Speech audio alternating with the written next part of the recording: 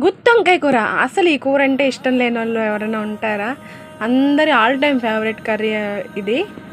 అలాంటి కర్రీ మీద ఒక ఎక్స్పెరిమెంట్ చేశాను నేను.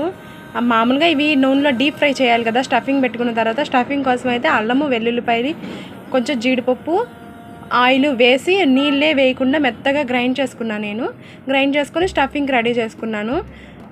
అసలు ఎయిర్ ఫ్రైయర్లో ఇవి ఫ్రై అవుతాయా లేవా, బాగుంటాయా లేదా అనేది ఫస్ట్ ట్రిప్ డెమోకి అయితే పెట్టి చూసాను. బాగున్నాయి. సరే మిగతా వంకాయలు కూడా కట్ చేసేసి అల్లం వెల్లుల్లి పేస్ట్ స్టఫింగ్ దానిలో పెట్టేసి కొద్దిగా పైన లైట్గా ఆయిల్ అనేది దాని మీద స్ప్రింకిల్ చేసేసి బాగా కలుపుకొని ఎయిర్ ఫ్రైయర్లో 200 degrees దగ్గర 20 minutes అనేది నేను హీట్ చేశాను దీన్ని. వితౌట్ ఆయిల్తో, ఆయిల్ తక్కువతో ఫ్రై చేశాను దీన్ని. టేస్ట్ ఎలా వస్తుందో ఏంటో అనుకున్నాను. టేస్ట్ అయితే ఎక్సలెంట్గా ఉంది, బాగుంది. చూస్తున్నారు కదా 200 degrees దగ్గర టైమర్ అయితే ఆన్ చేసుకున్నాను నేను. ఈ ఫ్రై అయ్యేలోపు నేను ఆనియన్స్ పచ్చిమిరపకాయలు కట్ చేసి పెట్టుకున్నాను.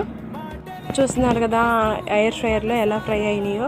యాజ్ ఇట్ ఈజ్ మనం ఆయిల్లో అయితే డీప్ ఫ్రై ఎలా చేసుకుంటామో అలాగనే లోపల దాకా కూడా కుక్ అయింది. ఆ ఫ్లేవర్ అంతా కూడా ఆ వంకాయలకి బాగా పట్టింది. నూనె వేసుకొని నూనెలో తాలింపు దినుసులు కరివేపాకు ఎర్రగా వేగిన తర్వాత ఉల్లిపాయ పచ్చిమిరపకాయ వేసుకొని బాగా వేగనిచ్చి మనం అల్లం వెల్లుల్లి పేస్ట్ రెడీ చేసి పెట్టుకున్నాం కదా అది కూడా వేసి బాగా ఫ్రై అవనివ్వాలి. ఎంత ఫ్రై అయ్యేలోపు మనము ఎయిర్ ఫ్రైయర్లో ఫ్రై చేసుకున్నాం కదా ఆ వంకాయలు కూడా దీనిలో వేసేసి రుచికి సరిపడా ఉప్పు, పసుపు, కారము, మనం ఇంట్లో దంచుకున్న గరం మసాలా ఎందుకన్నానంటే ఆ ఫ్లేవర్ కర్రీకి చాలా అంటే చాలా ఎక్సలెంట్గా ఉంటుంది. కర్రీ వల్ల నాకు ఆయిల్ సేవ్ అయింది.